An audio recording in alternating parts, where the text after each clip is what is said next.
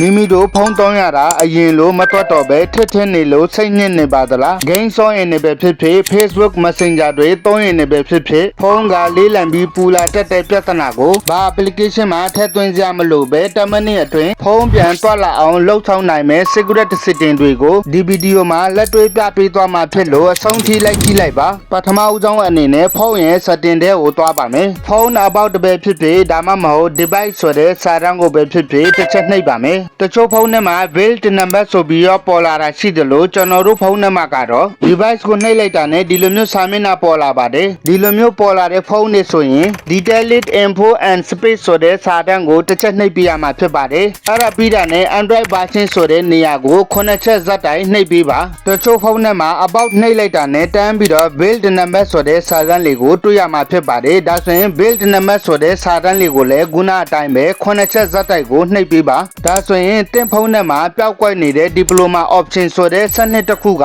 ပွင့်ပါလိမ့်မယ်အဲ့ဒါပြီးရင် setting ရဲ့ search box ထဲမှာ diploma option ဆိုပြီးတော့ရိုက်ချလို့ရတယ်လို့ဒါမှမဟုတ် setting ရဲ့အောက်ဆုံးမှာ attentional setting ဆိုတာရှိတယ်ဒါလေးကိုတစ်ချက်နှိပ်ပါမယ်အဲ့ဒါပြီးတာနဲ့အပေါ်ဆွဲတင်ပါမယ်ဒီအောက်ဆုံးမှာ diploma option ဆိုတာရှိတယ်ဒီစာတန်းလေးကိုတစ်ချက်နှိပ်ပါမယ်နှိပ်ပြီးသွားပြီဆိုရင်ကျွန်တော်တို့ဒီကောင်ကိုအပေါ်နဲ့ဆွဲတင်လိုက်ပါမယ်ဒီနေရာမှာ window animation scale ရဲ့ tradition animation scale ရဲ့ animated duration scale ဆိုတဲ့စာတန်းလေးကိုတစ်ချက်ကြည့်မယ်ဆိုရင်ဒီအချက်၃ချက်လုံးကိုကျွန်တော်တို့ဒီမှာ animation scale ကိုကျွန်တော်တို့ 1h ရှိတယ်ပေါ့နော်ဒီနေရာမှာကျွန်တော်တို့ 0.5 ဆိုပြီးတော့ထားလိုက်ပါမယ်ဒီလိုမျိုး 0.5 ဆိုပြီးတော့ထားလိုက်ပေါ့နော်ဒီ၃ခုစလုံးကိုကျွန်တော်တို့ 0.5 ဆိုပြီးထားလိုက်ပါpoint 5လဲထားလို့ရတယ်လို့ကျွန်တော်ဒီ animation off ဆိုတာလေးကိုလည်းကျွန်တော်တို့ထားလို့ရမှာဖြစ်ပါတယ်ပေါ့နော်ဒီနှစ်ခုလုံးကလှုပ်လှုပ်ပုံကအတူတူပါပဲဒီလိုမျိုးလှုပ်လိုက်တဲ့အားဖြစ်ကဘာဖြစ်လာမယ်ဆိုရင်ဖုန်းထဲကပုံတွေဗီဒီယိုတွေကိုကျွန်တော်တို့ရွှေ့တဲ့အခါမှာမြန်ဆန်ပြီးတော့ဖုန်းမှာ